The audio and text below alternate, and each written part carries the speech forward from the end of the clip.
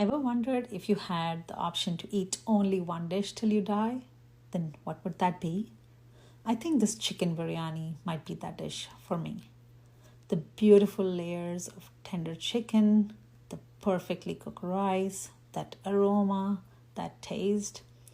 Oh my god, every bite is like an explosion of flavors.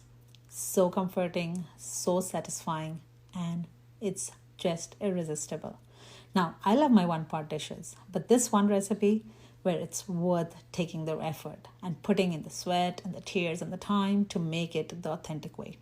Trust me, it'll be worth it. And remember, it's not hard, it just has multiple steps. So try this recipe and tell me.